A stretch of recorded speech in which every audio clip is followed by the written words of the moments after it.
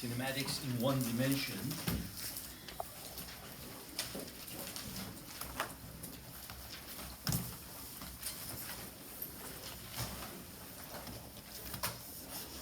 And then the way that the chapters go is that then we do chapter 3 after that, which is vector addition and subtraction.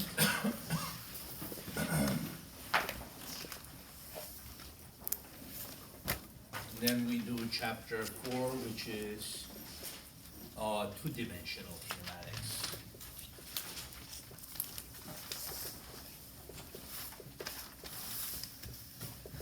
So kinematics comes from the word kinetics, which means a study of motion.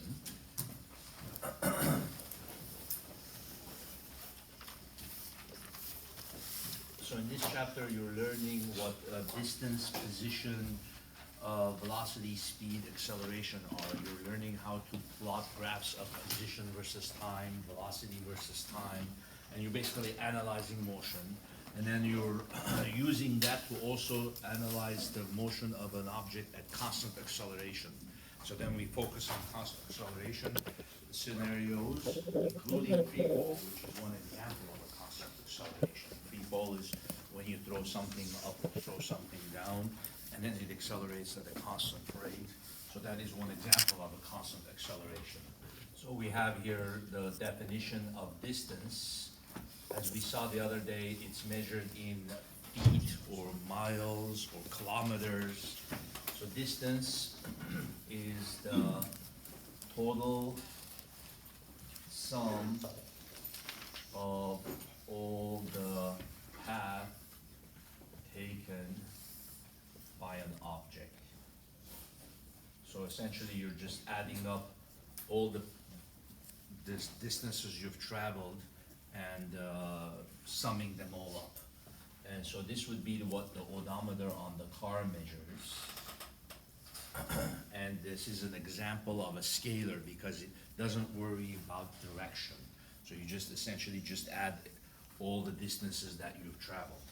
Then there's displacement, which is a vector. So this would be the length from the length and direction from where you started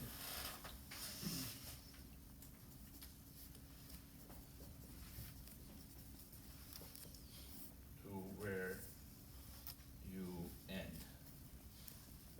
So this one only worries about the effective path that you took. So if you went to the right and turned around, you went to the left, so it only worries about the length from where you began and plus the direction from where you started to where you ended. Then you have speed, and then you have velocity,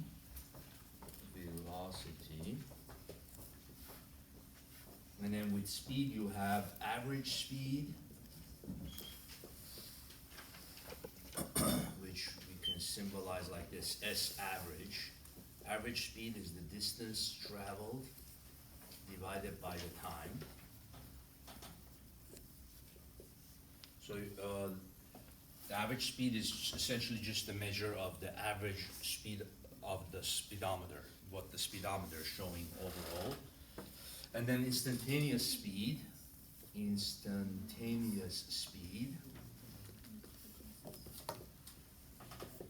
we can symbolize like this. S of t is the magnitude of the instantaneous velocity.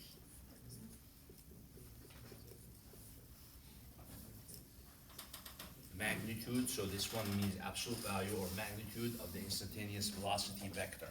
So that one is a measure of how fast you're going at any split second in time. Okay, then you have velocity, average velocity.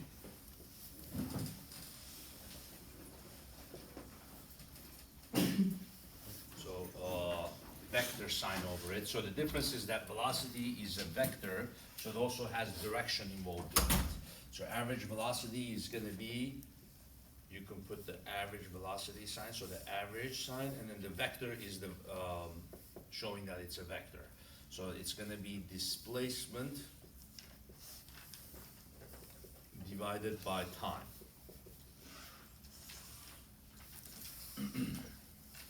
So just like displacement is to distance, and then velocity is to speed. So speed doesn't care about the direction, it only cares about the distance that you went, and therefore average velocity only cares about the displacement and doesn't care about distance. And then you got instantaneous velocity.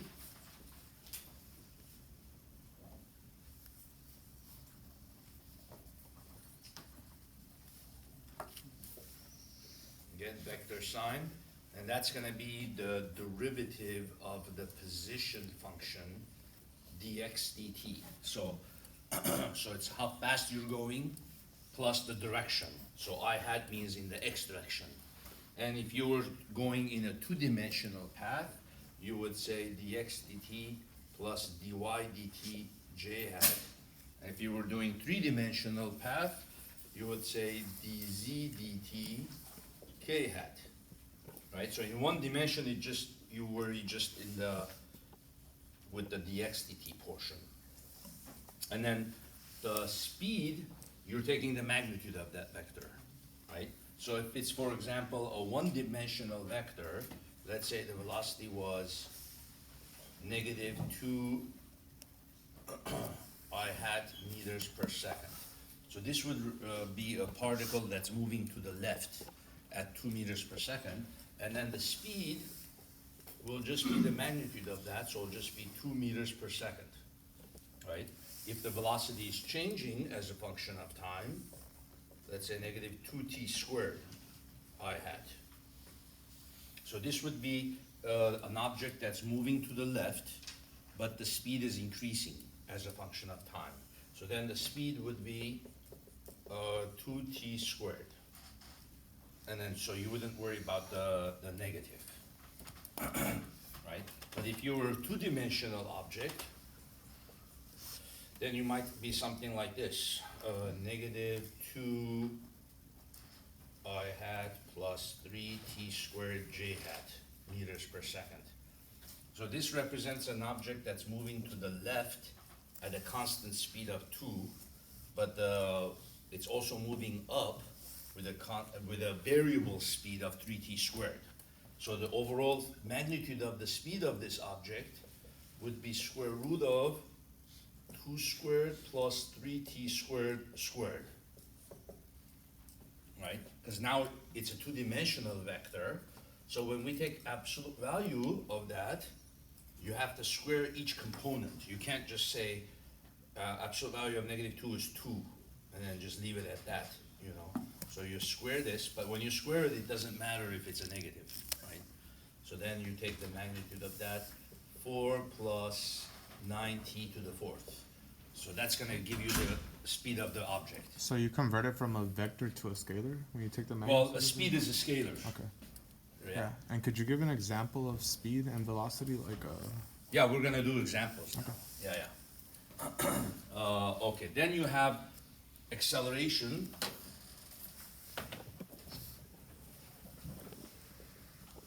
And then acceleration is also a vector. And then you've got average acceleration.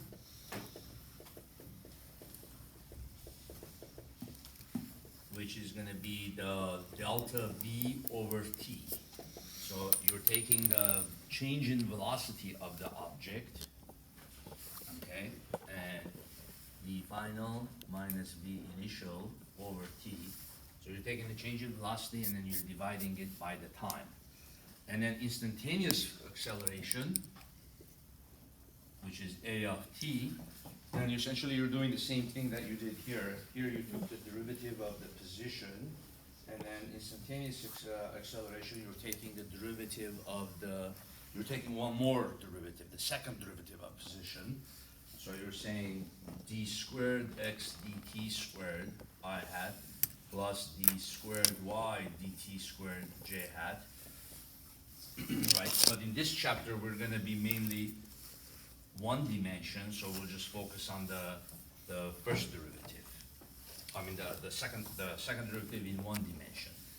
So that would be the acceleration, or you could also write it as the derivative of the x component of velocity. So dvx dt I had. And here would be the second derivative, d squared x dt squared. So this and this are the same.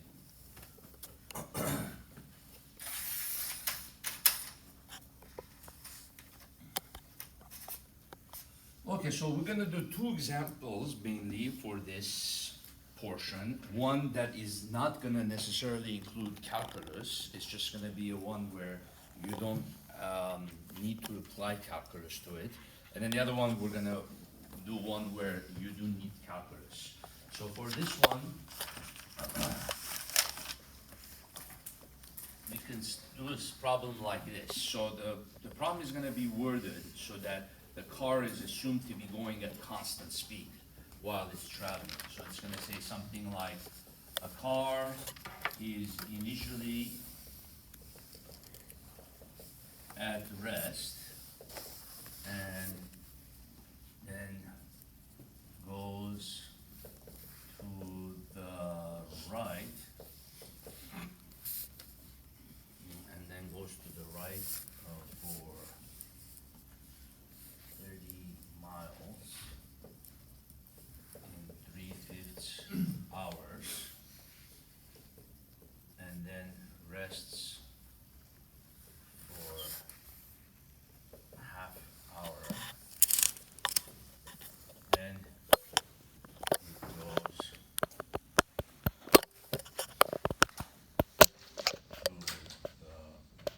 left for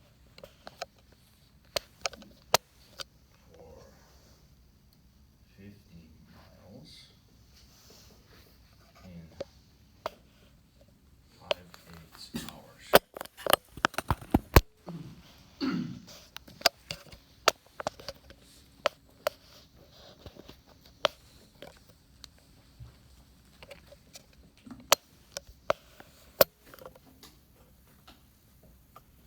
So car is initially at rest. So it's a pretty, just a straightforward example. Car is at rest, moves to the right for 30 miles, and then it gives you the time. Then it rests for half an hour. Then it goes to the left for 50 miles, then comes to stop at the end. So just given this scenario, we can ask what's the average speed, average velocity, average acceleration.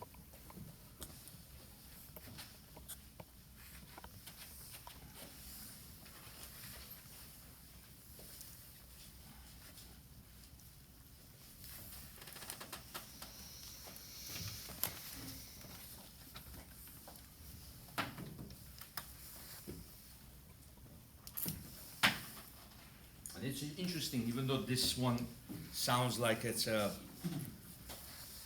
problem that is a little bit maybe too simple for this course. Every time I put this problem on the test, all kinds of mistakes people make, okay? So it's a straightforward, very simple example, too simple, but yet maybe that's why it's too simple and people forget so many little details. So then it says here, find the average speed in stage one, the average speed in stage two, and then the average total speed. B, find the average velocity stage one, average velocity stage two, average velocity total.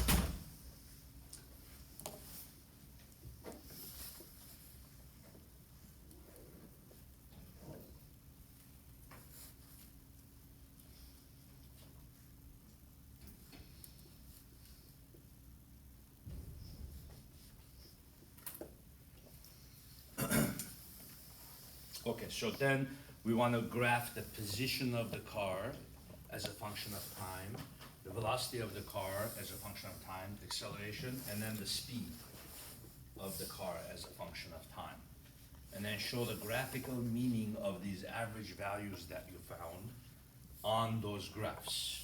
So what do these mean when we say average speed is this, average velocity is this, right?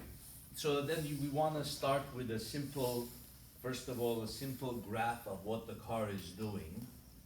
So the car we have initially at rest. So V initial at the beginning of stage one is 0. Right, and then the car goes to the right for 30 miles in 3/5 hours. Then at the end, it comes to a stop. So that's the end of stage one. The final at the end of stage one is 0. And then it rests for half an hour. Rests for half hour. Then the car turns around and goes 50 miles.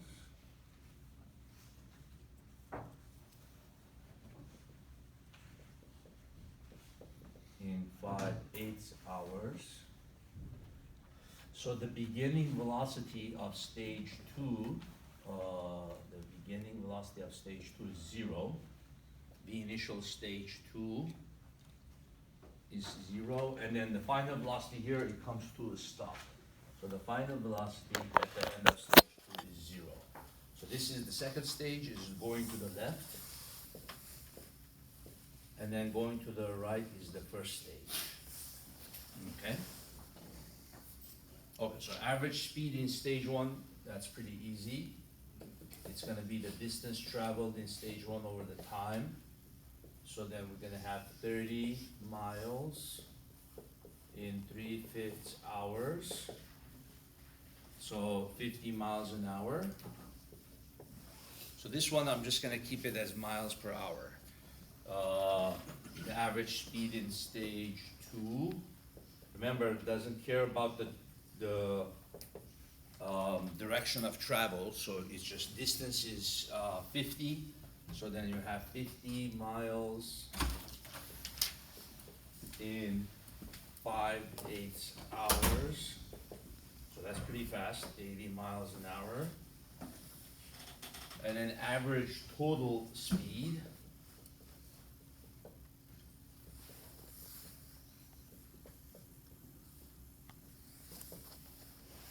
so for the total speed, you take the total distance that he traveled. So again, for distance, you don't care that he changed direction. So the total distance traveled is 80 miles. And the total time that it took him, now you have to account for if he stopped for a while, you have to add that to it. So the total time is 3/5 plus a half an hour plus 5/8. So this half an hour only comes into consideration for the total time. But at each individual stage, you don't include that. So now we have here 80 miles over, what's the common denominator here? 80? No, 40? 40. Yeah, 40, right? So then you're gonna have here 8 times 3, 24, plus, this is 20, plus 4, 20, right? What is that? 25. 25, right? 25, yeah. So 80 miles over 45, 69/40 hours. I think I should calculate that.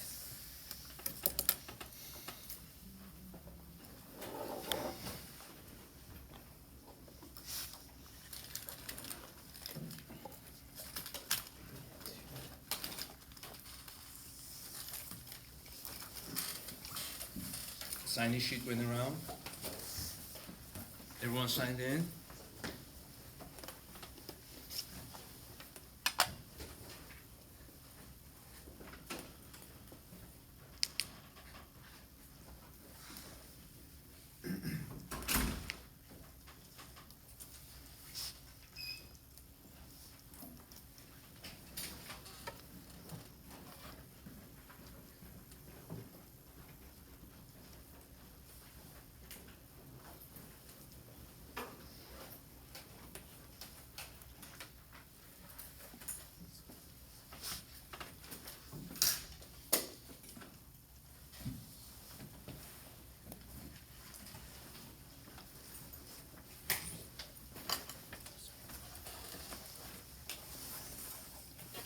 Yeah, but because you didn't add yet. Yes, I talked to the mission office.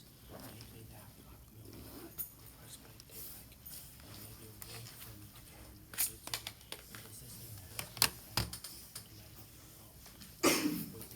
Did I give you an ad code already? Yes, I talked to that Tuesday class. I need to go to the mission first thing. I gave you an ad code. Okay, let's sign in. Initial here. Okay. And there's a Jason Shu. Hmm?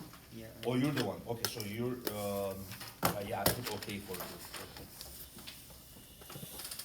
Pai Yao Tu. Not here.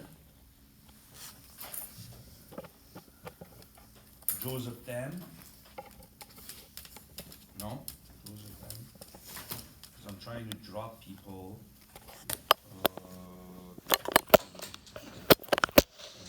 Samuel Guzman here.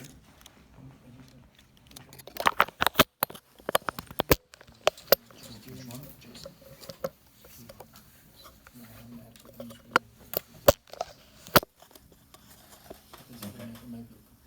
Oh, okay, okay. And then Andrew Bueno actually deleted you, I think. Because you went over to the other class, right? Yeah, but I was trying to see if I could get in with my schedule. When I tried getting into the math class, I was not able to get it, so. Because I don't think you're here. Yeah, no, I mean, yeah, I had gone to our again. Yeah, but you're not in this class though. That's the issue. Wait, I added you. I don't think your name is there. Yeah, you dropped it out. Okay, check. I don't know. I don't think you're in here though. That's why I crossed it out. Okay, Joseph.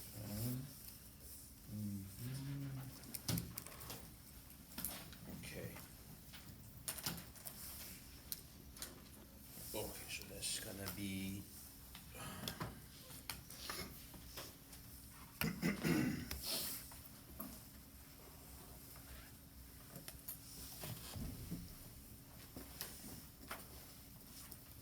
Okay, so 46.377 miles per hour. Okay, now we do the average velocities. Average velocity stage one. So now we're gonna do displacement stage one over time. So with displacement, we also give direction. So the best way to give direction is to say, well, if it's to the right, that's usually positive, right? So then we just say positive 30 miles over 3/5 hours. So positive 50 miles an hour. So with speed, I didn't really write positive because it's always positive, right? But here the positive is a way of indicating the direction, well, it's to the right. And then average velocity stage two, displacement stage two. So then that's gonna be, now it's to the left. So negative 50 miles over 5/8, right? So now the negative is a way to say it's to the left. So now it's gonna be negative 80 miles an hour. And then velocity total is gonna be the displacement total over time total. So displacement total is the where you ended up from where you began. So you ended up 20 miles to the left of where you began. Let me see. So negative 20 miles over, and then here's 69.40.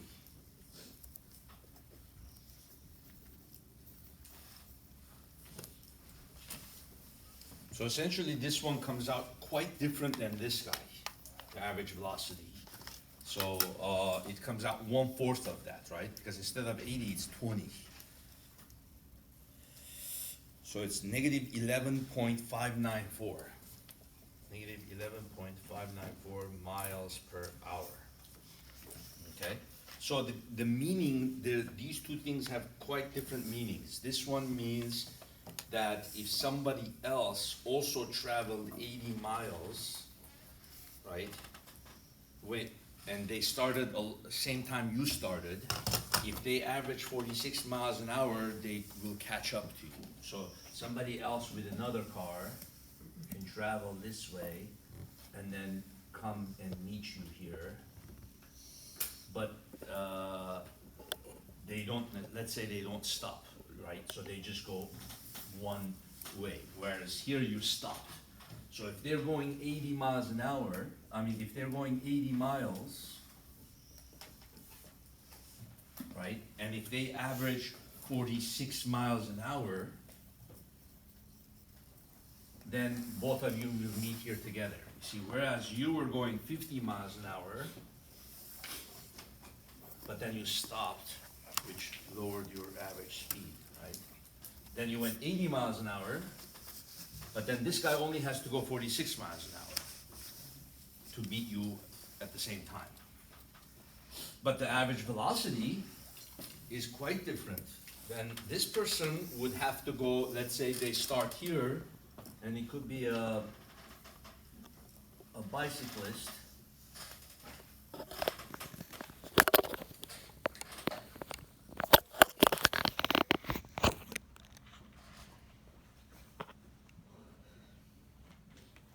Okay, so he's smiling.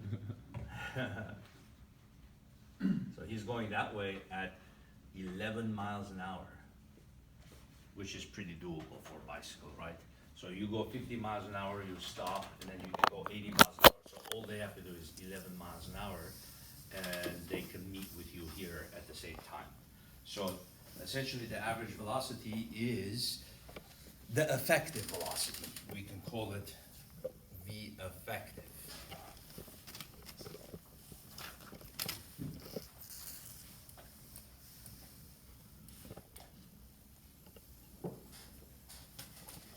I think that's kind of the moral of the story of the tortoise and the hare, right? The old children's story where, you have a rabbit that can run.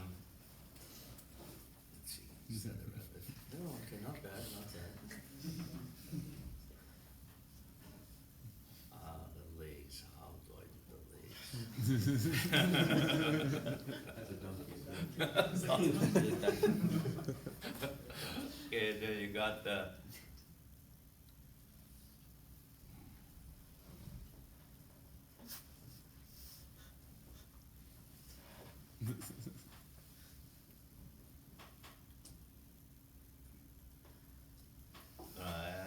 okay, not bad, not bad. Okay, so this guy has instantaneous speed that's a lot larger, potential instantaneous speed. But then maybe he takes breaks along the way, right? And this guy's instantaneous speed is much less, but the average speed might be more, right? So that guy takes a break, he goes, maybe drinks or whatever, gets drunk, right? Then this guy is slowly. So the moral of the story is actually pretty true, and it's a lot of times in life, it does come out true. It's not so much the person who sprints faster that gets there quicker, but it's the one that methodically just keeps going forward, just keeps going forward in life. And so there's a huge, big lesson in that in life. Just keep going. It's not the speed that matters, it's the quality that matters, right? That's why I tell people, don't necessarily rush to get out of ELAC.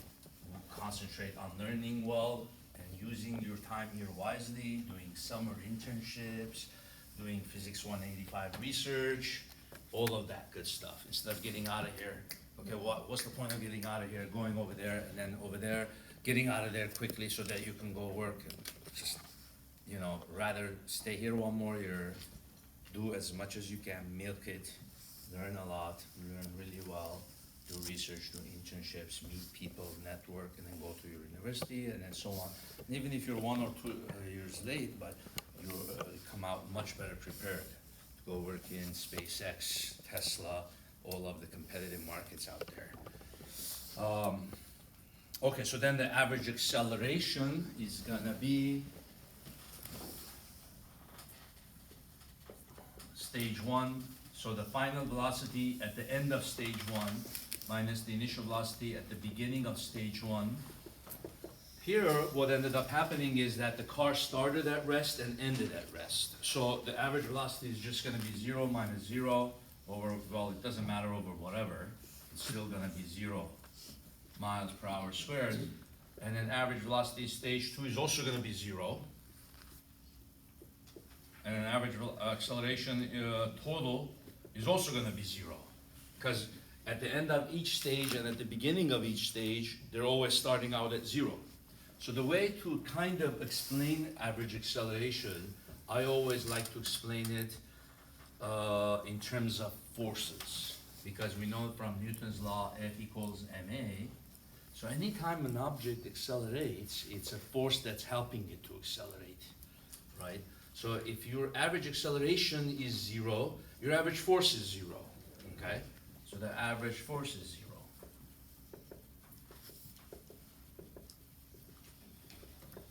So, well, what does that mean? Well, if the car starts at rest, at the beginning, the car has to establish some speed, right? So he's gonna accelerate that way. So there's gonna be an instantaneous acceleration, right? So there's gonna be a force on the car that way. We can call that F1 initial, right? But then, during the cruise time, there's no force on the car, right? But then, when he slows down and stops, then there has to be a force to stop that, right? So then the force is gonna be this way. We can call that F1 final, right? And to say that the average force is 0 means that he started at rest and ended at rest, so V1 initial and the V1 final cancel each other, those instantaneous accelerations, you see? And then same way, over here, if the car is gonna accelerate, so he's gonna accelerate this way, we can call that F2 initial, so he's gonna speed up, but then if he's gonna stop, he's gonna slow down, so there has to be a force the other way now, F2 final, okay? And then those two cancel, and then you get 0 there, you see? Okay, now we are ready to do our graphing. The position of the object as a function of time. The velocity of the object as a function of time. The speed of the object as a function of time. And the acceleration of the object as a function of time. Can I ask you a question? Yes, yeah, of course. Why is time 0 in the? No, what I meant is, if 0 minus 0 no matter, divided by no Okay, matter okay. what, and then that no matter what was just anything, I didn't care. Yeah. Okay, so now the position, so you went 30 miles, so you're gonna draw something like this. This is 3/5 of an hour. So you went 30 miles. Then for half an hour,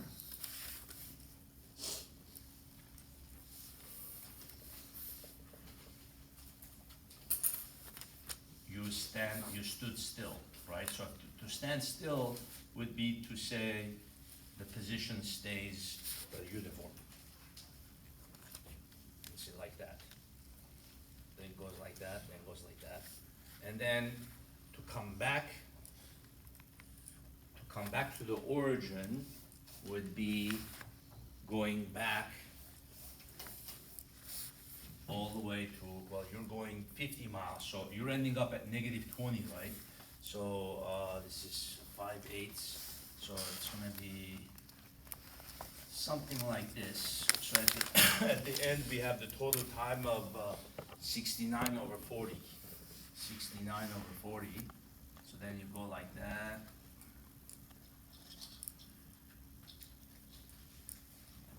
So you see, you go all the way to 30 miles to the right. You, time-wise, the time flows forward, right? But then you're not moving, you see. And then here, time flows forward and then you're going back, and then to go negative would be you're going to the left of your origin, you see.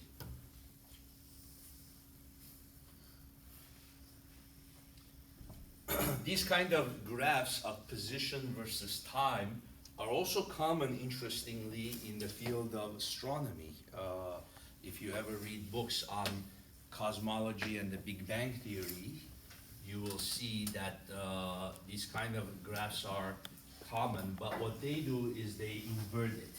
They put the time on the vertical axis and then the position on the horizontal. So there's nothing that says position has to be vertical, time has to be, it doesn't, it's kind of up to you how you analyze it. So if you were to put the time on the vertical and the position, how would that change? So then you just say 3/5 would go here and then 30 would go there, right? So it's a bit weird to do it that way, but there's nothing wrong with it, right? And then time, this is 3/5. So then it goes something like this, right? And then when you stand still, the time goes up.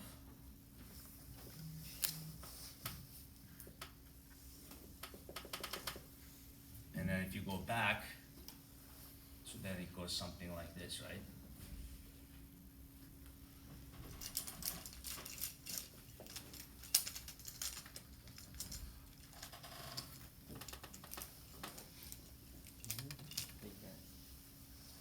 I have a question.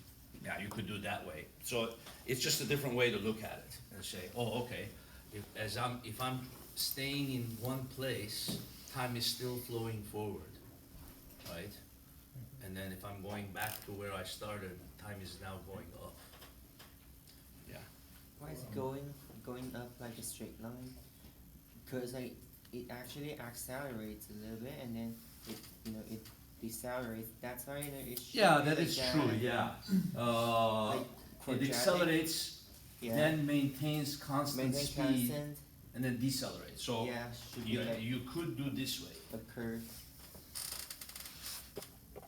But the acceleration portion is kind of, compared to 3/5 of an hour is what? It's about, huh?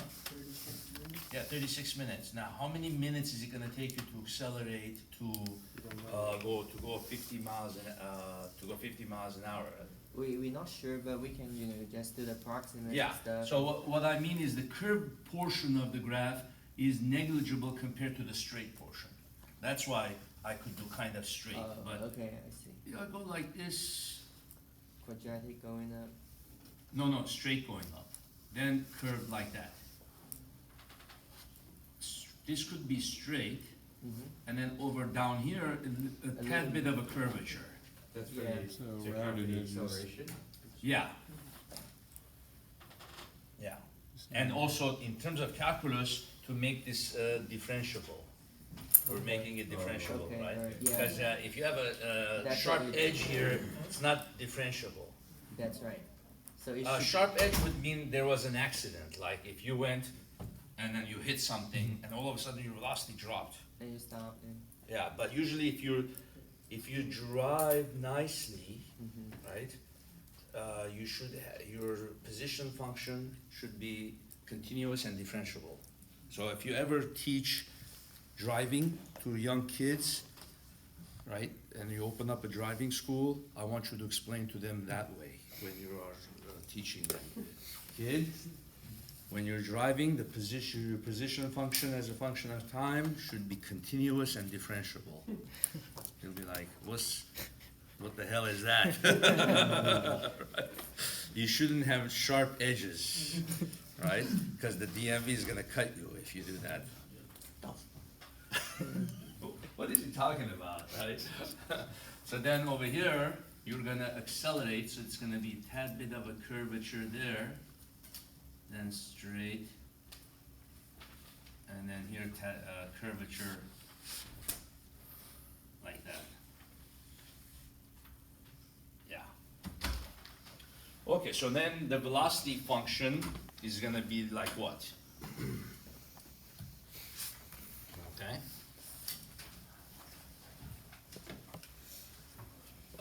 So velocity is gonna start out at 0, right? But then it's gonna rise to some value and maintain that value and then drop back down to 0. So this is gonna be 50 miles an hour.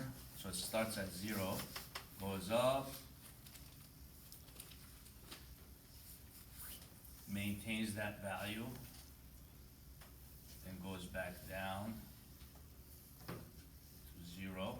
So this is 3/5.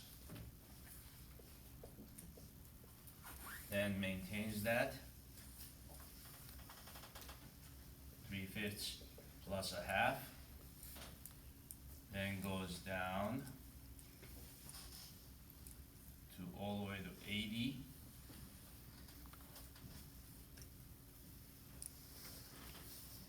And goes back down to 0.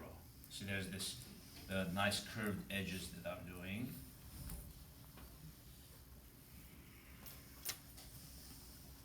Okay, so that's the velocity function. And now the speed is the absolute value of that, because it doesn't care that you change direction. So then it goes to 50.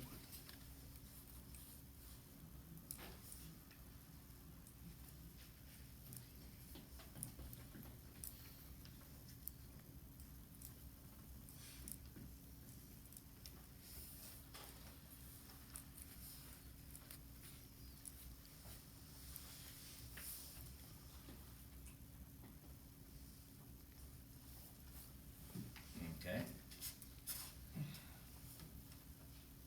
So then you have here 80. So it goes up to 50, goes down to 0, then it goes up to 80. Okay, so then it's just essentially just the absolute value of this. Okay, how about acceleration? Acceleration, you should look here kind of to see what's happening. Okay, you're gonna accelerate, then 0 acceleration, decelerate, so you have a negative acceleration, right? So then you're accelerating.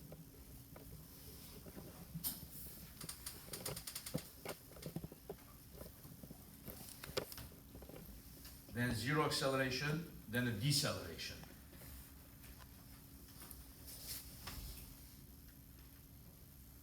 Then of course when you're standing still, there's no forces on you, so then that's just all 0. Right? But then when you start back up here again, you're accelerating now to the left. So you have a negative acceleration, but you're speeding up. Right? So then you have here, you're speeding up.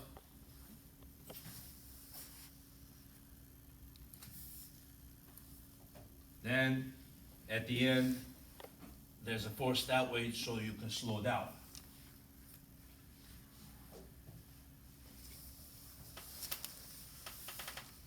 So you have mainly 4 accelerations that you are speeding up, slowing down, speeding up, and then back to slowing down. Why did I do the peak of this deeper than the peak of that? Why do you think? Yeah, because you established a speed of 80 miles an hour here, so you accelerated more, which means you pressed the gas pedal more. Accelerating more, which means you exerted more force and you went down. Or it could have been that you accelerated for a longer time. So either it's deeper, or you could go down and go for a longer time of acceleration. You know, then your final speed is more also.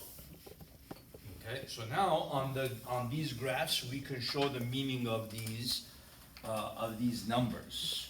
So with different colored pens. So for the test, I want you to have different colored pencils, and then you can show nicely the graphical meaning. So for the average velocity, which is 50, negative 80, right? So if I get the slope of this line, that's the average velocity in stage 1. So that's the graphical meaning of the average velocity, is the slope of the line of the position versus time in the first stage. That's your average velocity in stage 1, which is your 50 miles an hour. Then you got the average velocity in the second stage, which is here and here. Average the slope, we average 2. So this part of the slope should be steeper than this part, right? Because your velocity is negative 80, so which means you're going farther in a shorter amount of time. So then, for the average velocity total, which is negative 11, right? then you do what? Then you connect the beginning to the end, right? And the slope of that line, v total, you see, which is your negative 11. So your average total velocity, which we called your effective velocity, remember? We said that's the velocity that a bike would need to go at. Then that's essentially your position at the end, and then your position at the beginning, and then the slope of that line. You see? Okay, now this, on this graph, you can show the average velocity also on this graph by doing it as its height. Not as its slope, but as its height. So the height of this function, v average 1, is just itself. So is the 50 miles an hour, v average 1. And then the height of this function, v average 2, which is the negative 80, right?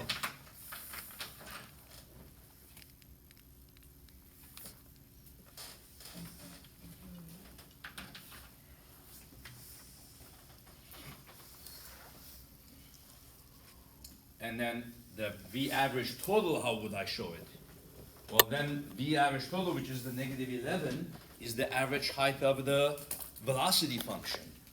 So the fact that it's negative means the average height is negative. In other words, this is not as high as this is deep, right? And plus there's a 0 here. So what's happening is that average velocity is getting to be more negative than positive. So you just say the average velocity of the whole function, v average total, is negative.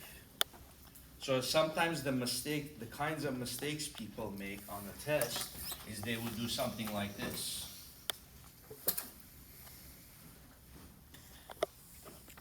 And then they go v average total, where they're confusing that with this thing.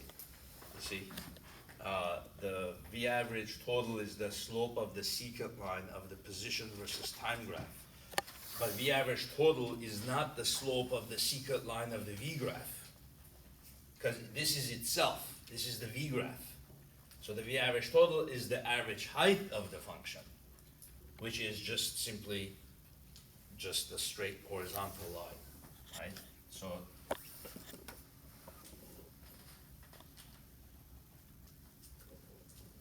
that's where you have to go, you have to say, okay, I'm on the position graph, so the velocity is the derivative of position, so I show it as a slope. But this is the v graph.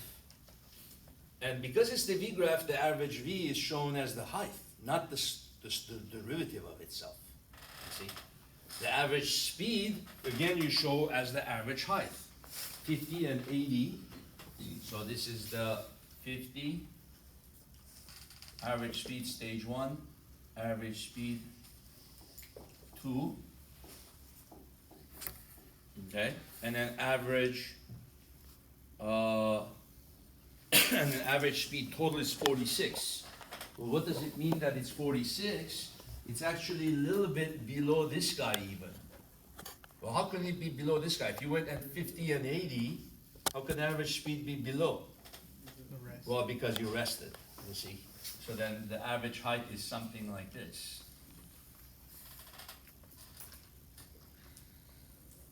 Average speed total. Which totally makes sense now. Now that you look at it graphically, you say, oh, okay, because you rested, that lowers the average. Here, because this is negative, your average is negative here, because it's deeper, you see. Okay, now, how about the average acceleration here? The average acceleration in stage 1 was 0, right? So stage 1 starts here and ends there, so it's 0. Well, that's because you sped up, then you slowed down, and they canceled itself. So the average is 0. So that means, graphically what that means is the area of this cancels the area of that. They're equal. And then here, the average acceleration from here to here average acceleration is stage 2. So you start here on the left side of this, and then you go all the way to the right side, and then that's also 0. And then the total acceleration is also 0. So you start here, and you go all the way to there, and then A average total is also 0. So it's just basically everything flattens out at the end. The last one to show is the average acceleration on the V versus T graph. So that one I'm going to do a different color. So just like the V on the X versus T graph was the slope, right? Here, V versus T graph, the average acceleration is the slope, not the height. So how do I connect the secant line here? Well, the V starts out here and ends there. So the secant line is horizontal. You see, what's the slope of that line? Well, any 2 points, if you take rise over run, A average 1 is rise over run, so that's 0, you see? And then the slope of the secant line of this guy, A average 2, 0. And then same thing, from here to here, the secant line, and the slope of that is also 0. And so here it's 0 because it's the average height. That's why it was 0. Here it's 0 because the line is horizontal and its slope is 0. That's a bit different, you see. And because its slope is different, then the average A is 0. Okay, so on this one, the average speed is the height. On this one, the average A is the height. On this one, the V versus T is the height. Acceleration is the slope. And here, the average V is the slope.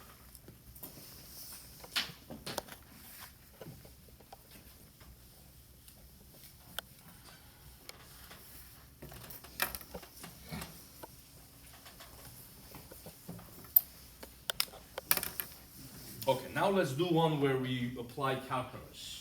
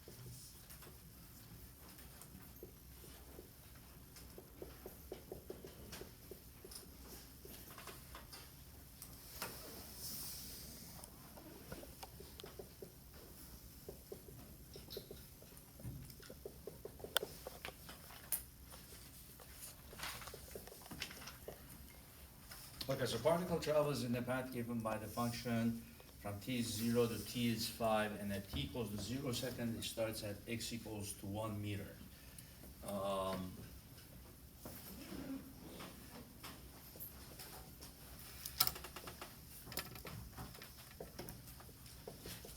So it's going to be the same things that we're going to find. What is the average speed in stage 1? Stage 2, v. Average velocity, stage 1.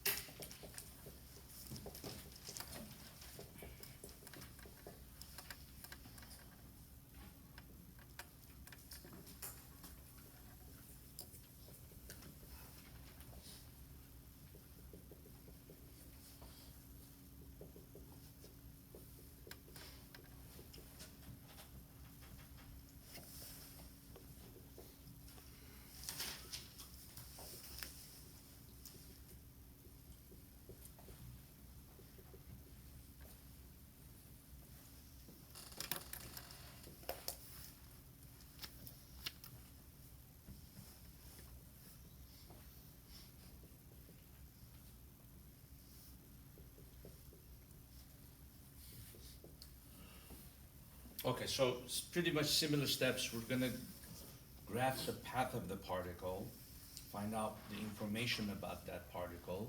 What is its initial velocity, what is its final velocity, find out the average speed, average velocity, average acceleration in each stage, and then graph the position versus time, velocity versus time, and then on these graphs show the graphical meaning and show the graphical meaning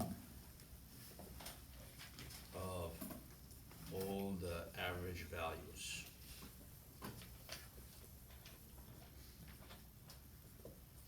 Okay.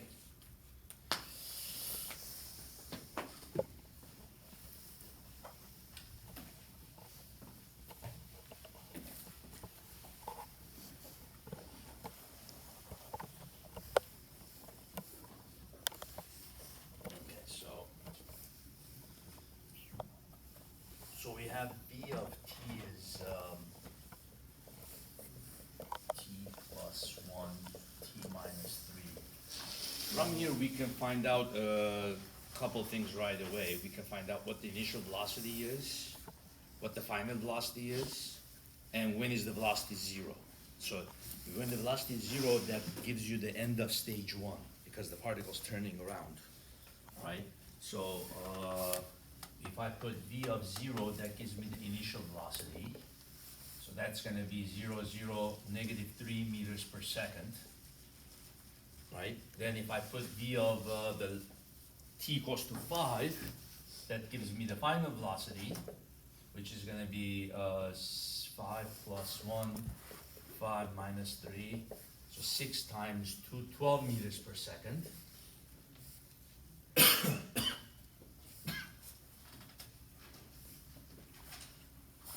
Right, and then the other thing we can do is say, when is the velocity 0, and that's t equals to 3, right? So v of t equals to 3 is gonna give me 0, so it's gonna turn around at that point. The next thing I can do is integrate this function to give me the position function, right?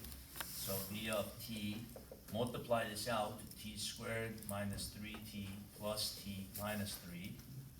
V of t is t squared minus 2t minus 3. Integrate that, t cubed over 3 minus t squared minus 3t plus a constant. So that gives me the position graph as a function of time, right? And then the fact that at t equals to 0, the particle starts out at x equals to 1. So that x equals to 1 is the constant, right? So then that's gonna be t cubed minus 3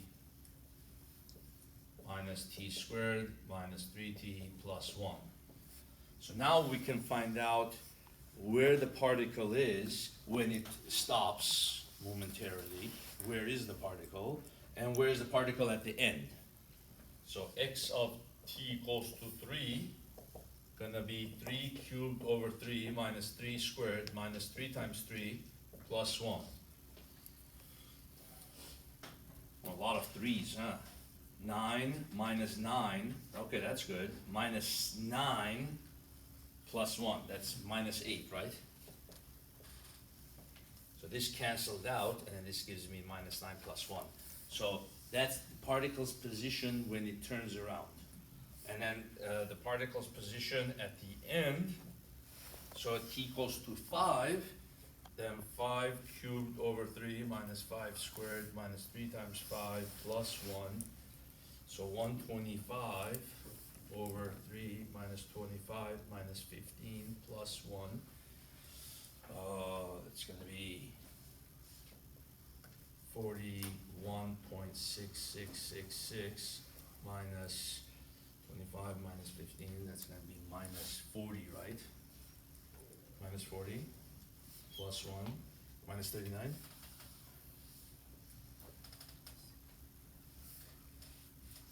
Which is going to be what, 2.66, right?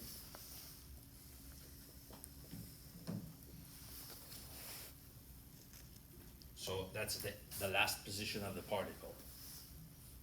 Where did the 3 and the 5 come from? The 3 for the time? Yeah. Or the 3 was the time that it stops. Oh, okay. The 5 is just the ending time. Yeah. Okay, now we could draw the path of the particle. The path of the particle is a one-dimensional path showing what the particle is doing, right? So this is x as of meters. So this is kind of like when we drew the car's path, when we said the car is going to the right, and then the car is going to the left, right? That was the path of the car. Well, this is the path of the particle, right? So this one, you're just doing a one-dimensional path. So the particle starts at x equals to 1, at t equals to 0. Its initial velocity is what? -3, you see? So you're going to the left, -3 meters per second. So you're starting at x equals to 1, you're moving to the left, right? And then at t equals to 3, you stop. Where are you when you stop? You're at -8, you see? So -1, -2, so on, let's say -8. So you go all the way, and then you stop. Here at t equals to 3, v final is 0. Yeah, Professor, why did you, for the constant, why did you choose 1 as your constant? because at t equals to 0, it starts at x equals to 1. Okay. Yeah.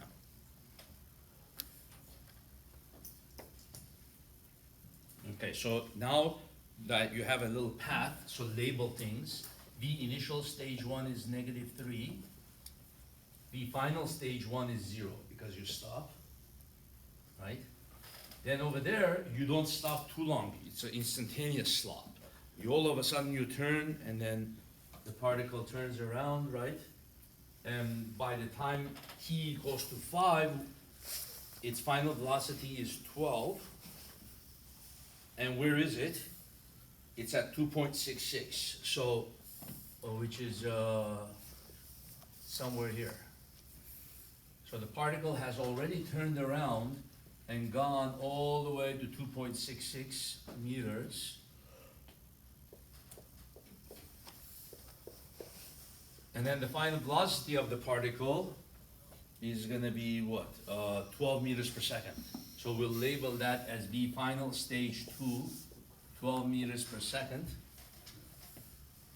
The initial stage 1 is -3, going to the left. You stop, and then the initial velocity of the second stage is also 0, right? Because you start at 0, and you gain velocity until you go to 12. So if you want, we could do this in different color. Well,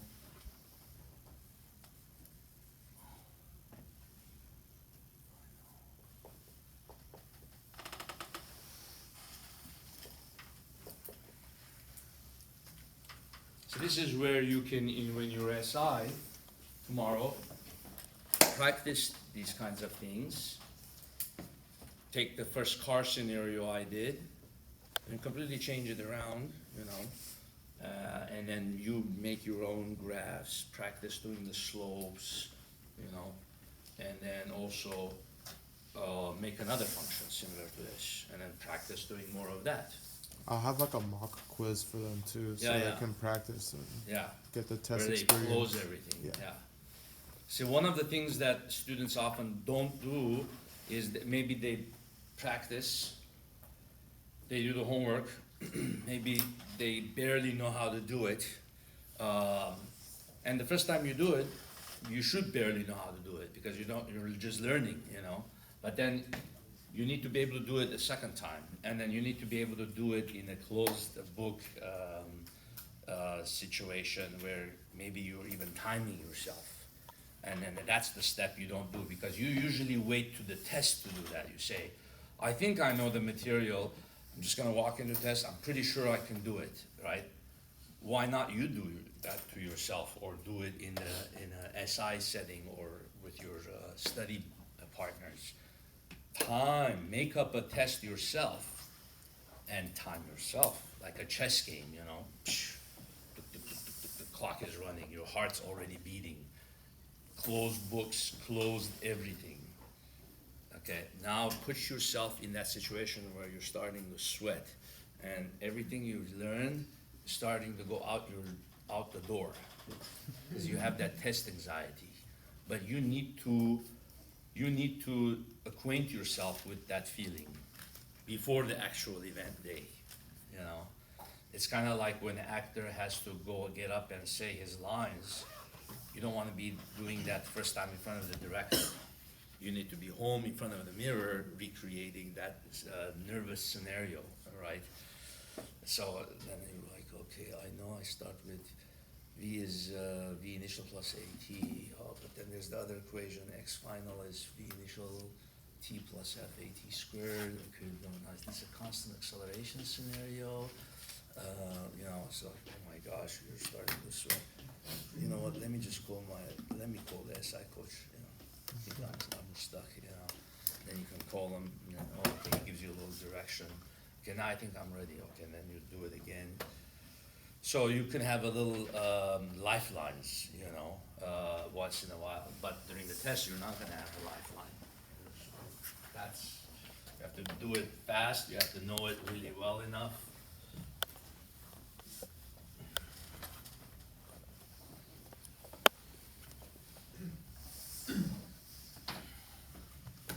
Okay, so now we're gonna do the average speed in stage one.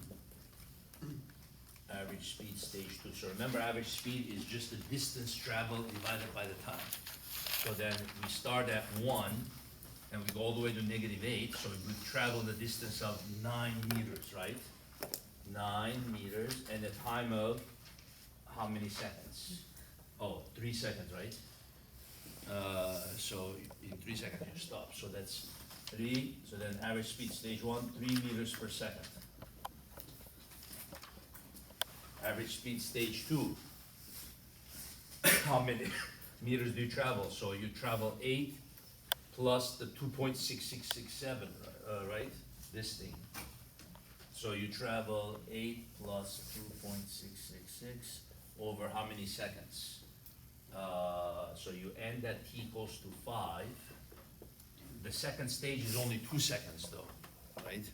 So it just takes you 2 seconds. So you divide that by 2. So then that's gonna be 10.66. So that's gonna be 5.333 meters per second.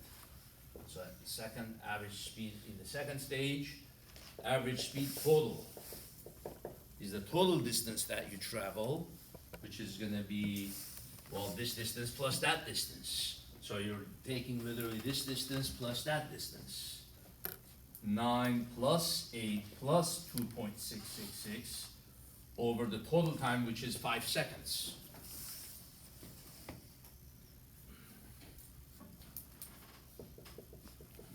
So then you have here 10 plus 19, 19.6666 over 5, which is gonna be 9.3. Yeah, 9.333 meters per second. Okay, so this is the overall average speed. In this case, since you didn't stop, you just quickly stopped, but you didn't stop for a long time, your average speed should be in between this and this. It can't be below both of them, right? So it should be between 3 and 5. Okay, now average velocity. Now we need to worry about the direction, right? So if you're going to the left, it's negative. So -9 over 3. So then that's -3 meters per second. Average velocity in second stage is gonna be basically the same thing, but now positive, right? Because you're going to the right. So positive 5.333. So this one is not too much different than that. It's just that it's negative. This one is the same as that. It's just positive. But the average velocity total is quite different. So now the average velocity total is your effective displacement was only 1.66 to the right, right? So average velocity total 1.666, because you started at 1 and then you ended at 2.66, right? 2.6667. So then you're just going to be 1.666 over 5, which is going to be 0.3333, right?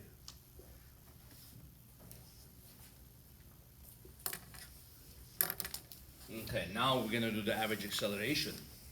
Average acceleration in stage 1. So now you're going to take the final velocity at the end of stage 1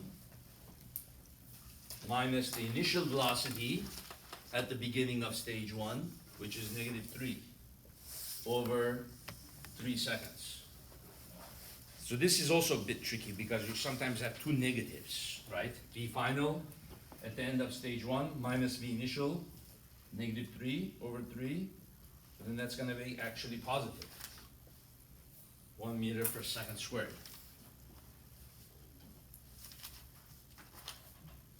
The fact that it's positive means what? Well, if you're moving to the left, but your average acceleration is positive, which means you're constantly slowing down, right? So there's a force on you that way. Well, yeah, that's because you're eventually stopping, you see. And then the final acceleration in the second stage, so final velocity is 12 minus 0 over 2 seconds. Remember, the second stage was only 2 seconds. So then that's going to be 6 meters per second squared.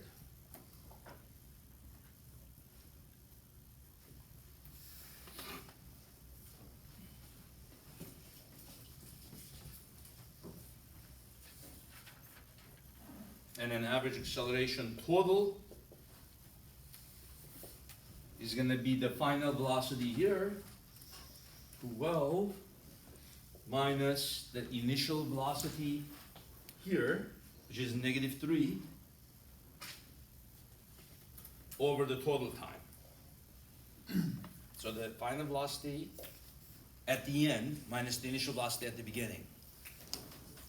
So that's going to be 15 over 5. And this one should be in between those two also, right? Okay, now we have all the averages. Now we could do our graphs. Position versus time. Velocity versus time.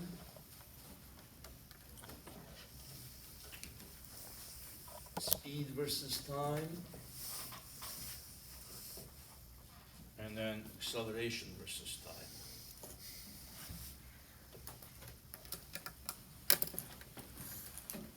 Okay. So maybe we could do the velocity. Starts at -3. Oh, the velocity is a quadratic function, right? Starts at -3, goes to 0 in 3 seconds. So it starts like this. -3. Here's 3 seconds. 1, 2, 3, 4, 5. It's a positive quadratic function, right? And then at the end it ends up with 12, right? It's like this.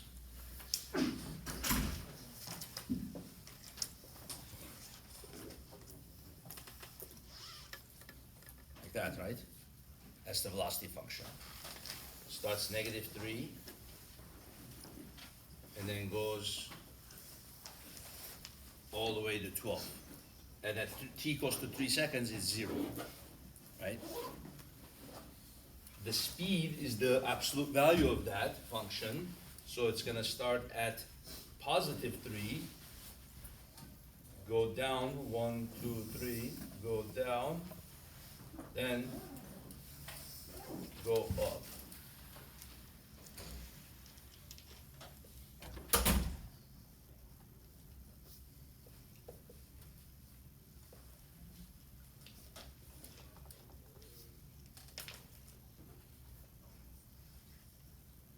Okay, now what does the x function look like? Well, x is a cubic function, right? Well, maybe we should do the acceleration function first. Acceleration function is what? Let's take the derivative of this. That'll give us the acceleration function, right? So 2t minus 2. So the acceleration function starts out at -2, and it's a linearly increasing function. -2, right? 2t minus 2. And when t goes to 3 seconds, the acceleration is already positive. So that's a of 0 is -2, a of 3 is 4, a of 5 is 8. So at the beginning, acceleration is -2